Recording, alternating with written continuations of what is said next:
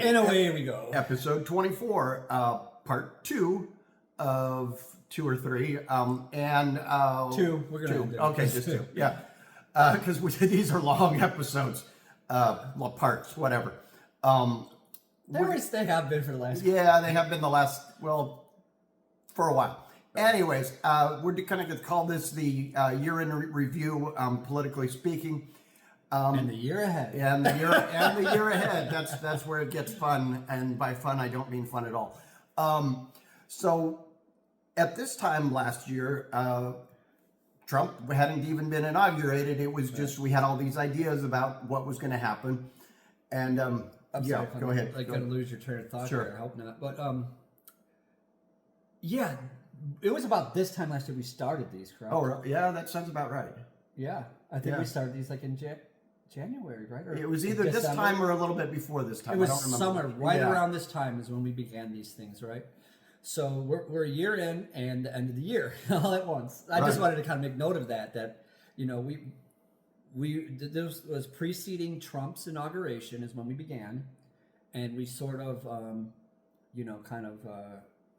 it was a prelude to things to come. But go ahead, sorry. Yeah, no, I mean we'd been having these conversations for longer than that, but his wife had the idea. Why don't you do a podcast? I did. That was your idea. Yeah. Anyways, we had the idea, and well, here we are, 24 episodes. I don't know how happy she is with me doing this. Yeah.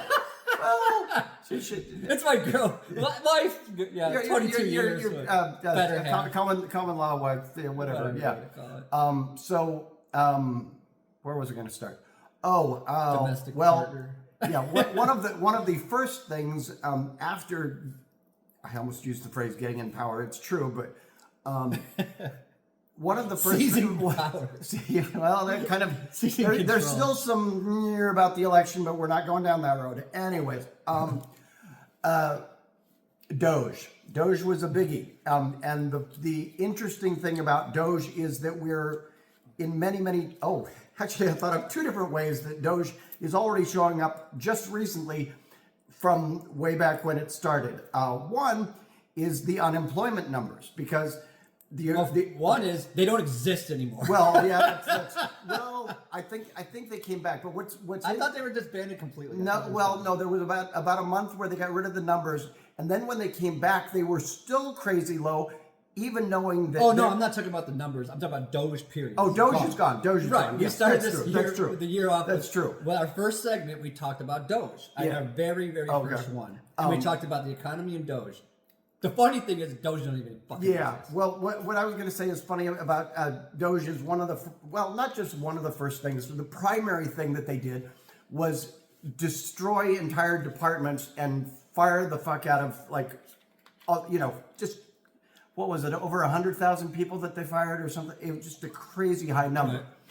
Right. But what a lot of people defunded shit. What a lot of people didn't realize is that a lot of those positions, maybe not even half, but a lot of them, the people had the option of basically receiving a paycheck for another 6 months, but not still officially having a job.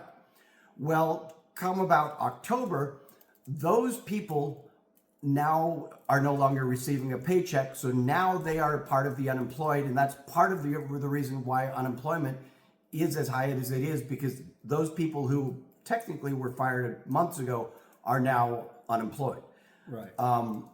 So that was one thing that I was going to bring up that was whatever about Doge. The other one that's just, it would be laughable if it weren't just. Well, anyways. The latest release of the which proved our point. They were never there to say. The latest release of the Epstein files. If you didn't know, if you've been paying any attention whatsoever, then you know what I'm about to say. They redacted the fuck out of them. I mean, like you look through and just black. Well, here's where it gets interesting. People have discovered that you can unredact them very, very easily, and the reason why. That's where it comes back to Doge, is Doge canceled the contract with Adobe for the software that would have had the tweaks allowing them to redact it properly.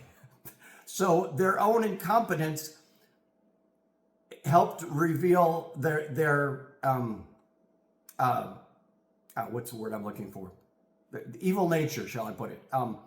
So yeah, they are their own worst enemy, but unfortunately, the opposition is not strong enough to take advantage of that the way that you would think we would be able to do so, which is just insane. But that's the world we're currently living in, for a variety of reasons. I think a lot of it comes down to both Democrats, Republicans, and non-government entities being afraid of the administration. I'll just put it out there. I mean, to the point where I have to believe that there have been things said behind closed doors to the effect of, if you do this, your life will be in danger, kind of thing. I mean, I'm not saying that's happened in every last case, but I think there's more of that going on than we even realize, even the people who are kind of, on the fringe about stuff. So where would you like to take it from there? Well, I'm just going to, kind of comment on this Sure. because for Doge, right, their whole thing was to cut $2 trillion.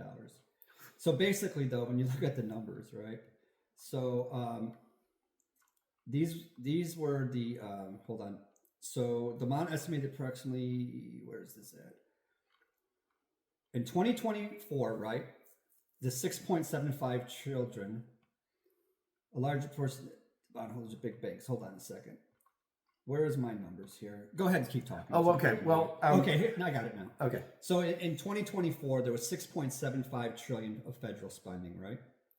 In 2025, there was 6.92 trillion, an increase of 170 billion, right?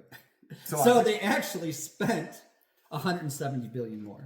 Because I had some guy was saying, they saved $600 billion last year. And I'm like, no, they spent more this year than they did in 2024. He's like, no, they didn't. I saw in the news they saved 600 billion. I'm like, that 600 billion might have been saved, but when you spend it somewhere else, you didn't save any money. Right. All you did was cut a bunch of programs for people that they need. So when you look at some of the stuff they actually saved money on, I don't want to get into all this, but basically it's 30, and it's even saying in here, but basically they cut programs we actually need in order to fund shit we fund don't. stuff that we don't, or spend money somewhere else. I don't go in and investigate the numbers, but you'll just see that they saved nothing, they spent more, and a bunch of people lost their fucking benefits and jobs for nothing, no savings.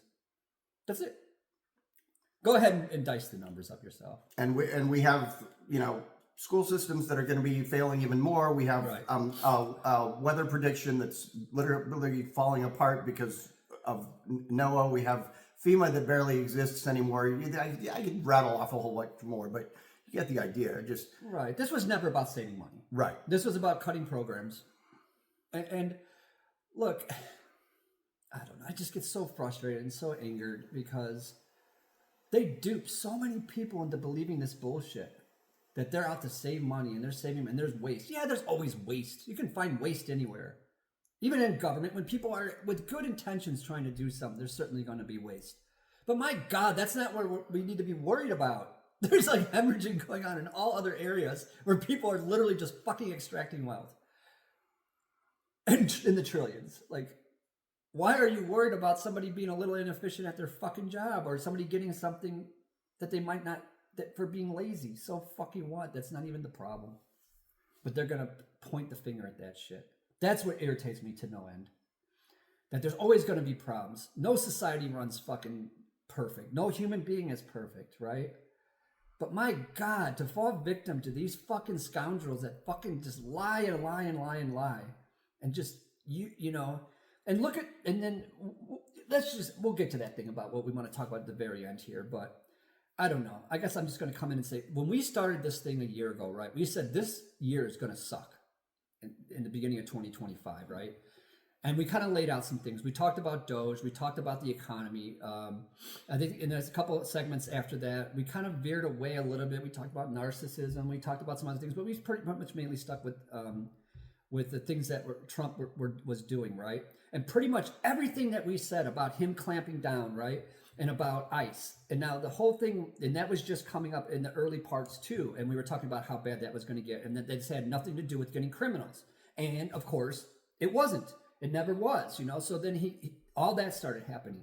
And that actually came down a lot harder and faster than I thought. I didn't think that would ramp up as hard as it did until this year, right? So that all happened. Now, as far as the economy concerned, I was early on like, just wait. We got to wait to see how bad this is going to get. Luckily, some of this stuff wasn't able to go through. Some things were held up. There's been a little back and forth. The economy is getting slightly worse, but it hasn't crashed to the levels that it's about to probably. Yeah.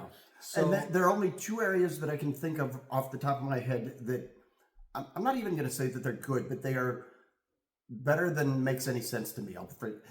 One of those is gas prices. Gas prices, they are not the type of low that Trump said. They're not $1.99. They actually did do that in the last day or two. That's weird. But anyways, but for the most part, though, they've stayed steady. That's what I'll say about gas prices. They've stayed within a certain range, and so they haven't fluctuated wildly.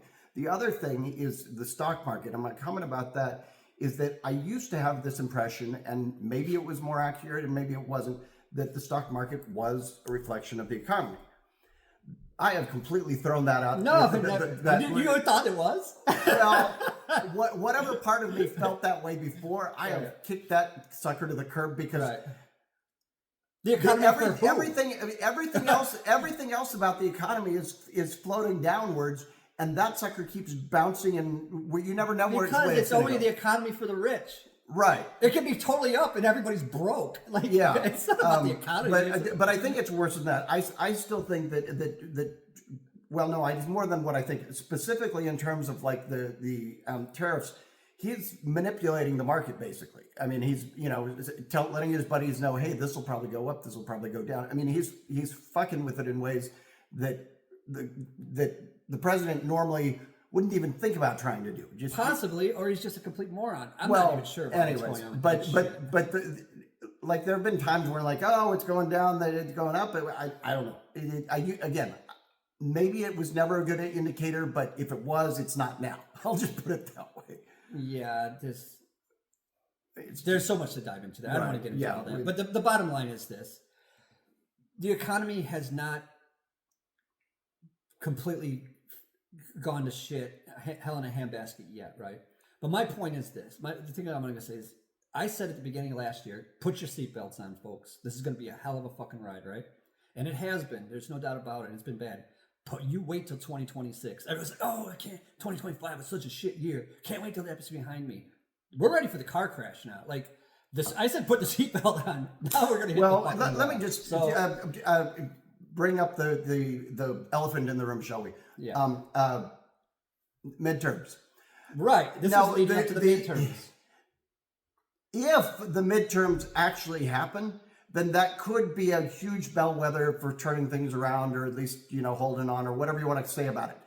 But the way things are going, Trump is still doing everything he can.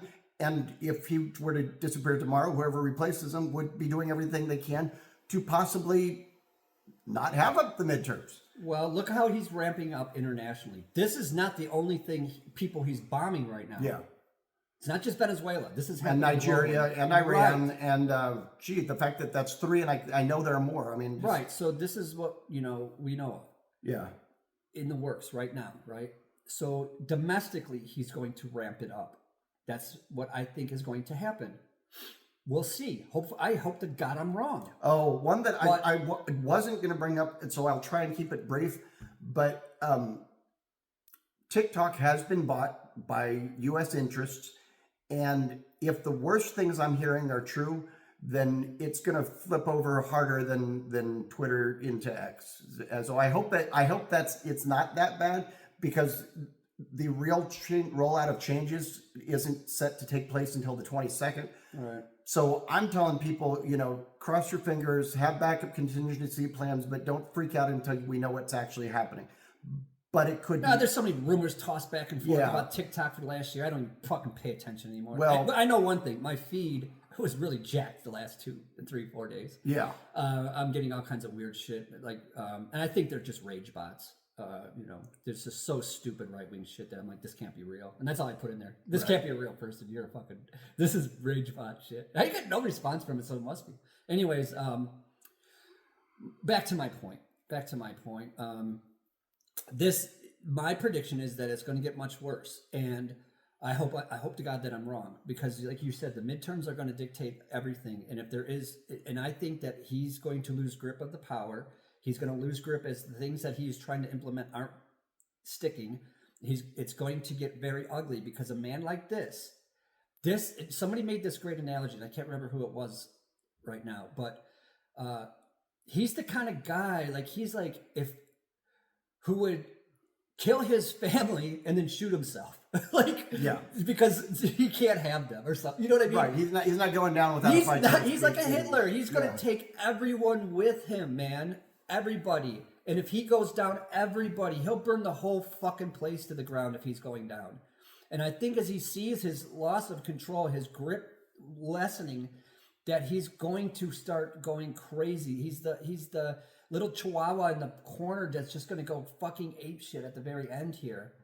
Well, is he going to win? No, he's not going to win. I'm still surprised that he's lived until 2026. So, but that's another thing that could happen this year, because a foreign entity or internally, he could be out. It's kind of like the Maduro situation. Just because Trump's gone doesn't mean things automatically turn around. Right.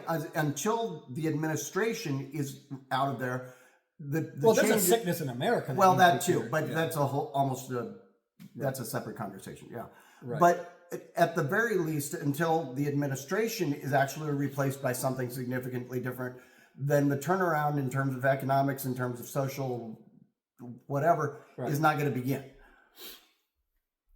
Right. So, yeah, this is, this year is leading up to those elections, like you said. This is going to be his collapse, and his narcissistic rage is going to increase into narcissistic collapse. And we talked about that last year, about how those guys were exhibiting signs of narcissistic collapse.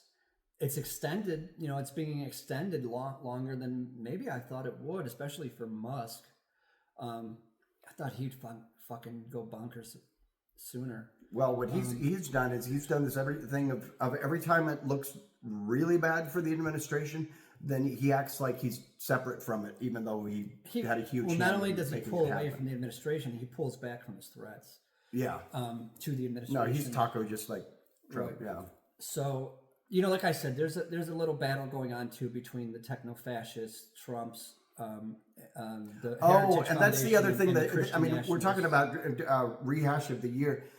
This was the year that I realized just how insidious the tech bro mentality is within all of tech. Yeah, I clocked that like a decade ago. Well, it's like a lot of things though, where it's like I wasn't ignorant about it. I just didn't realize how bad it was. Yeah, and they're all assholes. Once you really start to see it, it's like shit. You can't unsee it. Yeah, you can't unsee it, and it was like, okay, I knew that Musk was bad, and I knew that some of these other guys were bad, but it's like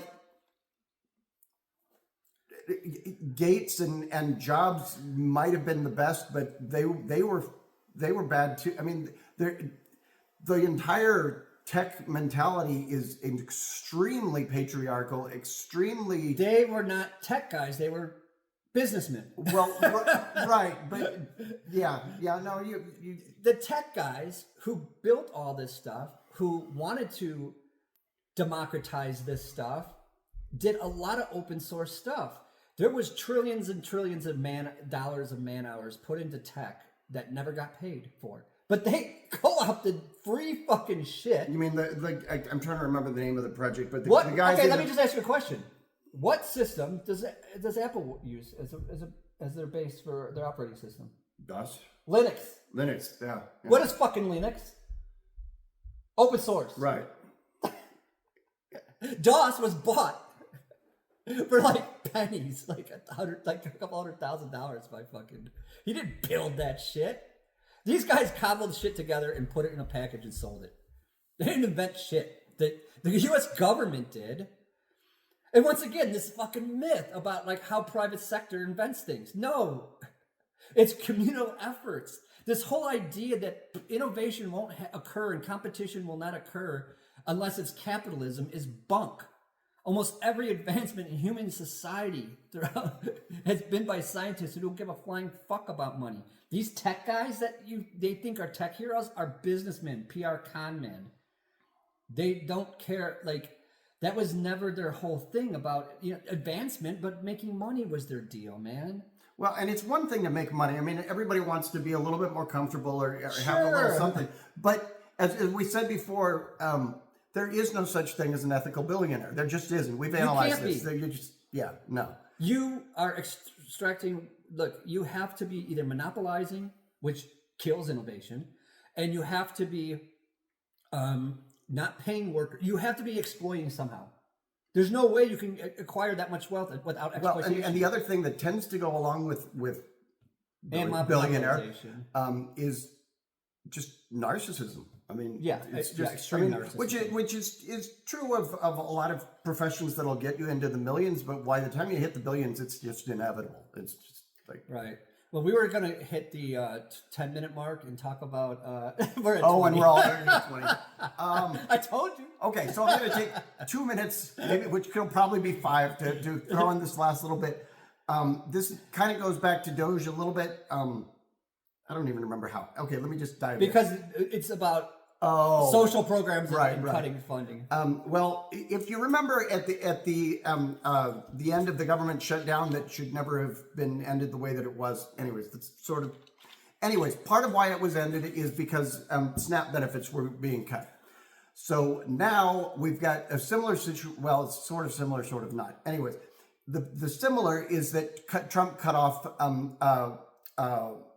benefits to daycare centers that they've been getting.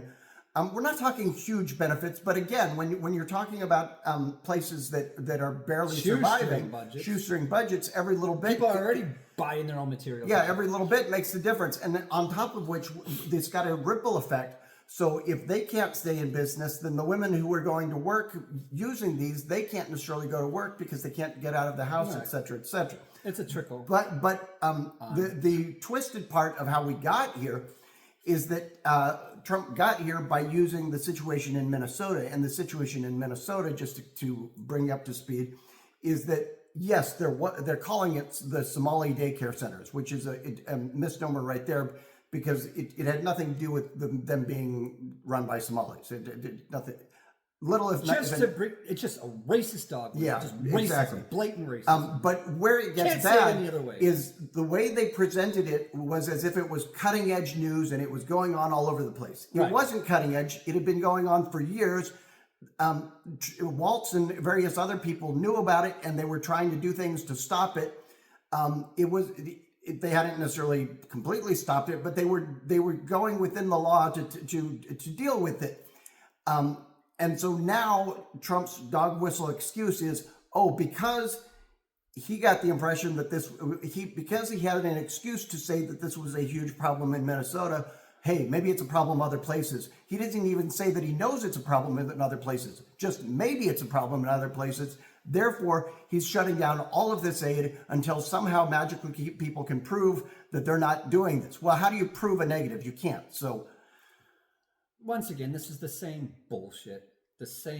bullshit narrative. Call out a boogeyman, make it a racist dog whistle so everybody jumps on board. Because they could have just said daycare, but no, they had to fucking put Somali in front of it. It's just so disgusting. And anybody who defends this shit can go to hell. I'm so sick of it. So fucking sick of it.